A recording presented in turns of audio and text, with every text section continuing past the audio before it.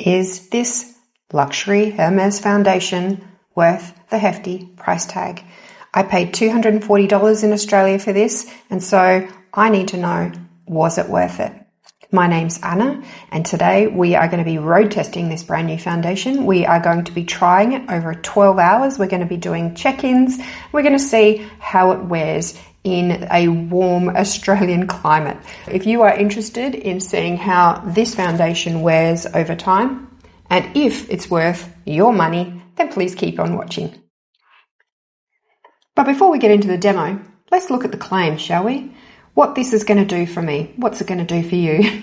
Apparently, it's going to even out our skin tone. It's going to blur imperfections. Do they look blurred?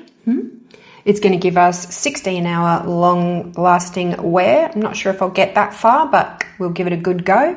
It's going to give us medium buildable coverage, and it's going to give us a second skin. Let's see how this performs over time. What do you think? What are your predictions? Comment down below whether you think it's going to last. This side's powdered, this side isn't. Let's see how it goes. Also, just a quick note about the colours, which were very confusing online. Hopefully I can be a little bit of help for you here and help you save your money and not make any mistakes. I'm grateful I picked the right one, so I did in the end, but it was a little bit confusing. I got the shade 25W. Now the W doesn't stand for warm. Spoiler alert. The W actually is for any rosy or pinky or apricot skin tone. That is me. I have more of a pinker undertone, so I went with the W, which is warm. Big risk, but I did pick well.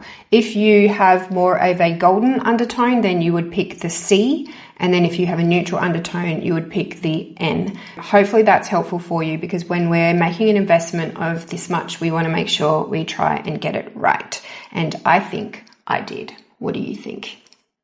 Now it's time to hop into the demo. Prepped and ready. No primer today, just want to test out the foundation itself. I have this in the colour 25W Rotin, and let's just have a look at what that looks like on the hand. So you can see there, it does look a little bit sort of apricot-y or on the hand. It's not quite yellow. It's definitely not pinky. Let's just rub that out and have a look at that. There's that colour. Now what I'd like to do is also show you this in relation to a couple of my other matches. In case you are similar colouring to me, you might want to have a look. If you have the Makeup by Mario Surreal Skin in 2N, you might find this is also a good match for you. Let's just pop a little bit of that on. It's a lot runnier. The Makeup by Mario is quite a bit runnier. Let's just rub that in a bit so you can see it next to. So that's just a little bit sort of more neutral. This is the Hermès one is a little bit more apricot-y, and this one is a little bit more neutral. This is 2N, this is 25W. And the other colour that matches me quite well is the Sublimage Essence de Teint, and I'm going to do a battle between these two luxury foundations soon, so you'll be able to see. So watch out for that one. Let's pop this colour on as well so you can have a look. And again, at the consistency, a little bit, it's very similar consistency to the Hermès actually. Just spreading that one out. There we go. So that's quite a bit pinker and lighter than the other two. Here we have the Hermès in the 25W. We have the Surreal Skin, the Natural Surreal Skin by Makeup by Mario in 2N. And we have the Chanel Sublimage Essence de Teint in B12. So hopefully that's helpful for you. So let's get some of this onto my face and test out some of these amazing claims that they have for this foundation. They suggest that you can use either their brush or fingertips, and I'm a fan of fingertips, so that's the way I'm going to go. I'll pop one pump for now. I'll pop actually 2 pumps just in case on my hand, and we'll go from there. So let's see how much we need to get. They say it's a medium buildable, so let's have a look at what that looks like. I'll just pop it on a little bit and see how we go. There is a fragrance. It's sort of a soapy fragrance, really. It's interesting. It's quite strong when you first put it on. Let's have a look. Spread it out. It's easy to spread, which is good. And I just go in and pat it just to sort of push it into the skin a little bit. So that's one layer there. I'm still seeing quite a bit of my pigmentation peeking through there. A little bit of my redness still peeking through here a bit, but it's looking quite skin-like. And I am, of course, looking in my 10 times mirror, and no one looks that closely. Let's just have a look. There you go, that's one layer. I might just go in with a second layer in the areas that I need it, which is around here, and see if it builds up.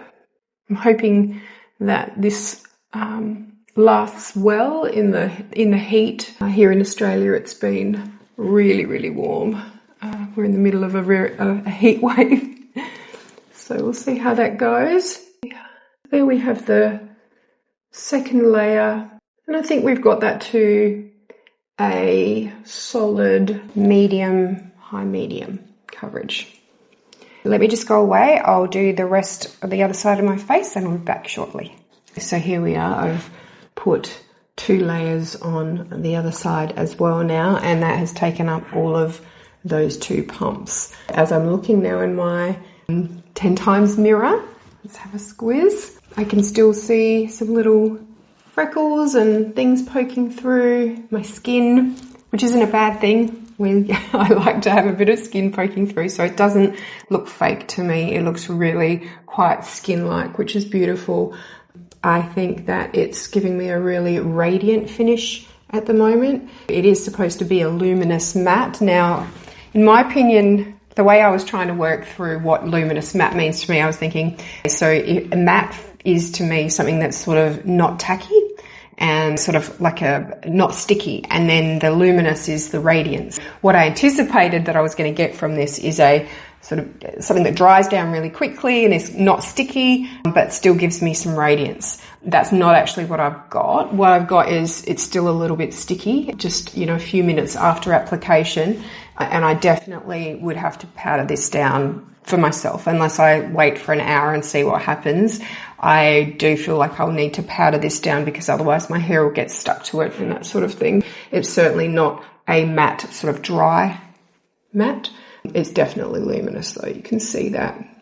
You see the shine all over everywhere. Let's pop some powder on. Here we go. And, you know, some of the other claims we're going to be challenging. It does even out the skin, so that's what it says that it would do. Blurs imperfections. Yes, they are blurred but not gone. It is medium buildable. I wouldn't want to build it up to full coverage. I think it would be too thick if I kept going more than this. It is quite second skin. And so we'll see whether it lasts for 16 hours or not. I'm not sure if it'll last that long, but we'll give it a go today and we'll be checking back in with you. Yep, let's pop a little bit of powder on to start with. I've just got some of my Chanel loose powder here, which I use for everything. It's my tried and true. And I think what I'll do is just powder this half and let's see what happens on this side. I'm not confident that it's going to hold up, but we'll see how it goes. Let's just pop that a little bit of loose powder on this side of the face. And I haven't put any concealer or anything either. I just took the foundation right up there. I just want to give it a go on its own today and not, you know, confuse anything too much. There we have half powdered down, and then in the other half with no powder. There we go. Now I'm looking now into the mirror and the blurring, it's a lot more blurred on this side. Now that it's been powdered down, it's a lot smoother. It's not sticky to the touch. This side is still a little bit tacky. We'll see how we go with that. Hopefully the powder, the products that I put on top of it will be okay. All right, so let's pop some bronzer on. And then some blush. Today I'm using my trusty Gucci bronzer. I don't have the Hermès bronzer yet. This is the first time I've bought products from Hermès. I don't even know if I'm saying that right. I'm not very posh. I pop that up here and that's going on nicely over the top of the foundation, so that's good to see. Let's see how it goes on the other side. Hopefully it doesn't stick too much. Oh, that's not too bad.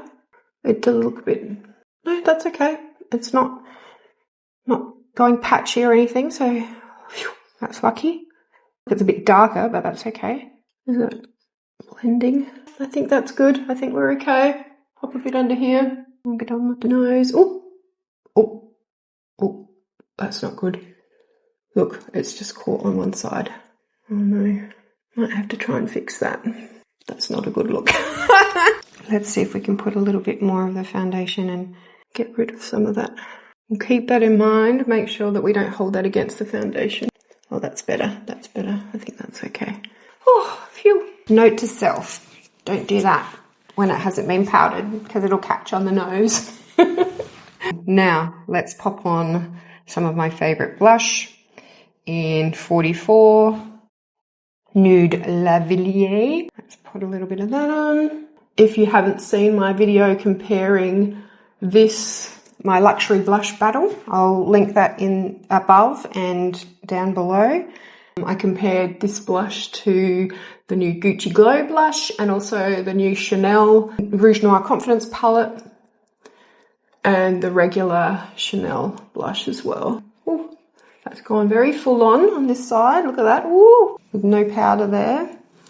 And then just my regular amount of glow on this side. I do love this blush for the glow that it gives. It's absolutely gorgeous, but this might be a little bit much.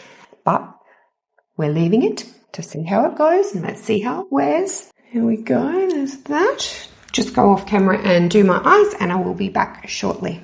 Here's the finished eye look with this Hermès eye palette. And there's the swatches. Absolutely gorgeous. This is 03 Ombre Fauves. And on my lips, I have number 13, Beige Kalahari. Let's see how this wears now. I'm going to pop in from time to time. We'll do a wear test. This is the powdered side. This is the non-powdered side.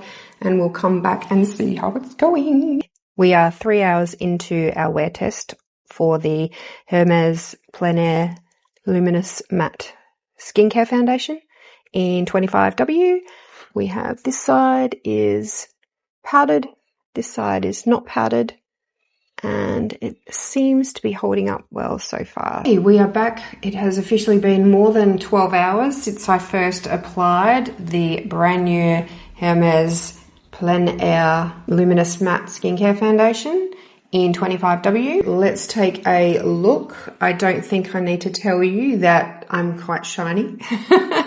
Now this is the side that I powdered and this is the side that I didn't powder, and I think that you can see that this side is significantly more shiny, especially if you look along here, it's shiny just literally everywhere.